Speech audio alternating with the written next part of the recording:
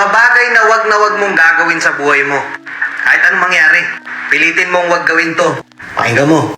Kapag may isang bagay na gusto kang gawin, kapag may isang pangarap ka na gusto mong tuparin, tapos pinangungunahan ka ng takot, natatakot ka na baka hindi mo magawa, natatakot ka baka mag-fail ka lang din naman sa huli, kaya hindi mo na gagawin.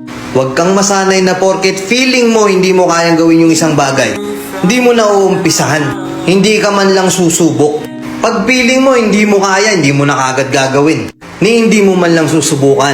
Tandaan mo to, yung takot pagsubok yan. Yan yung isa sa pinakamalaking factor para mag-grow ka. Kasi the more na nalalagpasan mo yung takot na yon, the more na mas marami kang matututunan sa buhay mo. O eto pa, mag-set ka ng goals sa buhay mo. Na balang araw magiging ganto ko, balang araw makukuha ko to. Hindi pwedeng survival lang yung instinct na umaandar sa puso mo at sa utak mo. Hindi pwedeng go with the flow ka lang. Kailangan meron kang inspirasyon. Inspirasyon na makuha mo yung isang bagay na gusto mo. Hindi masamang maging ambisyoso. Hindi kasalanan yun. Sasabihin sa'yo ng ibang tao, di mo naman kaya yan. Ano bang mapapala mo dyan? Wala kang mararating dyan. Wala silang pakialam. Ano mang isipin ng mga tao sa paligid mo, ano mang pagja-judge nila sa kung anong gusto mo, hanggat wala silang ambag sa buhay mo, wala silang pakialam.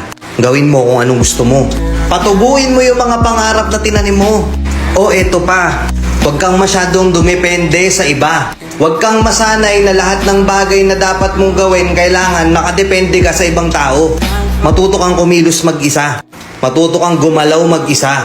Kasi balang araw, yung mga taong sinasandalan mo, magkakaroon din yan ng sariling desisyon sa buhay. At sa mga desisyon nila na yon, hindi ka nakasama.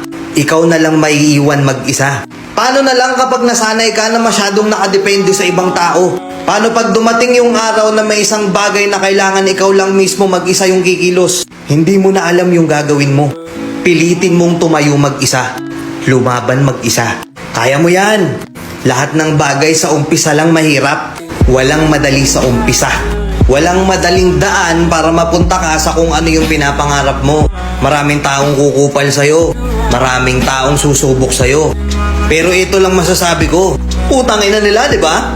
Dadating yung araw na ikaw na tinitignan lang nila sa baba, titingalain ka nila, rerespetuhin ka nila, pupurihin ka nila na akala mo wala naman sila sa yung ginawang masama, na hindi sila naniwala sa'yo.